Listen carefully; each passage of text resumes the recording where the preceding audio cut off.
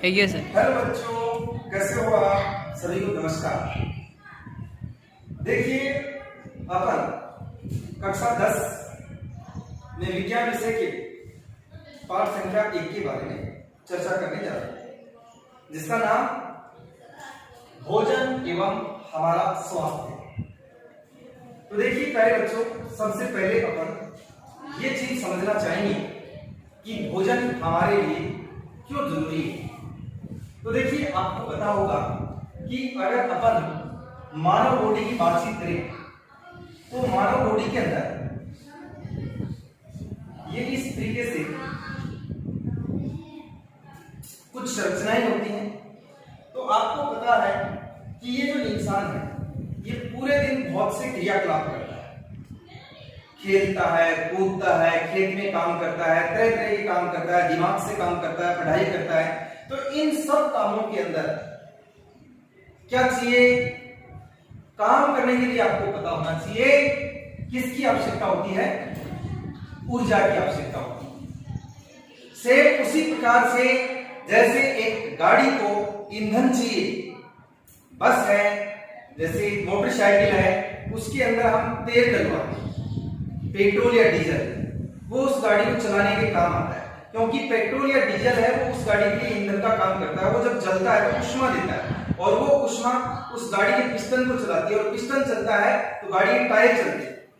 तो सेम ऐसे ही हमारे टायर कैसे चलेंगे? हमारे टायर चलेंगे ऊर्जा से, और ये ऊर्जा बेटा कहां से मिलती है? भोजन से। तो मैं एक बार फिर से रिपीट कर दूं, ये जो आपको मानव बॉडी दिख रही है इसके अंदर बहुत से काम अंदर होते हैं, जैसे श्वसन का है, आंखों से देखना है, ठीक है, हृदय की धड़कन है, ठीक है, शरीर के बालों का उगना है। इसी प्रकार से कुछ काम क्या होते हैं? पैरों से, शरीर के अंदर। तो इन सब कामों के लिए हमें किसकी आवश्यकता होती है? ऊर्जा की आवश्यकता होती है। और ये ऊर्जा कहां से मिलेगी अपन को? भोजन से। इसलिए बताइए, भोजन करना चाहिए कि नहीं करना चाहिए? अब ये भोजन कैसा होना चाहिए? ये भोजन होना चाहिए बैलेंस होना चाहिए। इट मींस कैसा होना चाहिए? संतुलित भोजन होना चाहिए। भोजन भी कैसा होना चाहिए? संतुलित होना चाहिए। संतुलित भोजन से मेरा अभिप्राय ये है कि न केवल बहुत सारा दूध पी लेना ही स्वास्थ्य के लिए अच्छा है, न केवल गेहूं की रोटी खाना ही स्वास्थ्य के लिए अच्छा है, जबकि हमें एक अनुपात में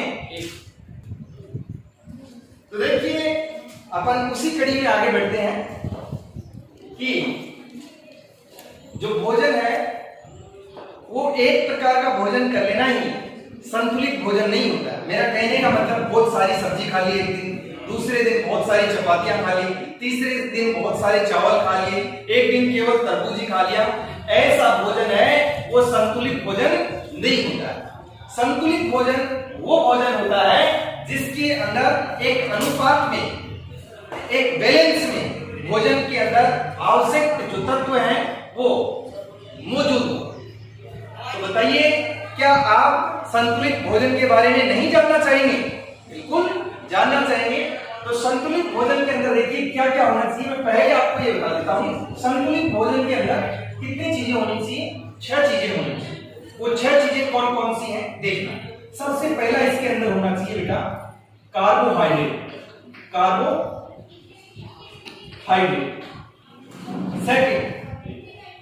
सेकंड होना चाहिए वसा। तीसरा प्रोटीन। चौथा है विटामिन। और पांचवा है खनिज लवण। और छठा है जल। देखिए 1 2 3 4 5 6 ये 6 चीज एक फिक्स अनुपात में अगर किसी भोजन के अंदर उपस्थित हैं तो वो भोजन कैसा कहलाएगा बेटा? संतुलित भोजन कहलाएगा। ठीक है।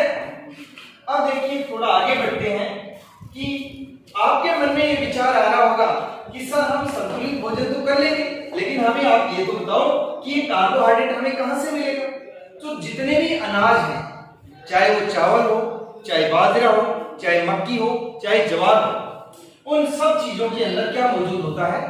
कार्बोहाइड्रेट मौजूद होता है।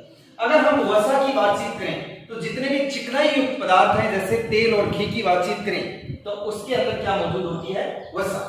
और अगर हम बातचीत करें प्रोटीन की तो जितनी भी दालें हैं, जैसे जितनी भी दाल हैं, उन दालों के अंदर क्या प्रेजेंट होता है? प्रोटीन। और साथ ही आपको ध्यान रहे, दूध भी प्रोटीन का एक अच्छा स्रोत है। और साथ ही आपको यह भी ध्यान रहे कि जो मांसाहारी प्राणी हैं तो उनके लिए मांस भी प्रोटीन का काम करता है। अगर अपन विटामिन की बातचीत करें तो जितने भी अपने मसाले, जितनी भी हमारे हरी साग सब्जियां हैं, सॉरी विटामिन की बातचीत करें तो जितनी भी अपनी हरी साग सब्जियां हैं उनके अंदर विटामिन मौजूद होते हैं। जैसे अगर अपन बातचीत करें विटामिन ए की, ये जैसे किसमें पाया जाता है? गाजर के अंदर, है ना। और ऐसे विटामिन को अपन अलग से डिटेल में पढ़ेंगे, कई सारे विटामिन हैं।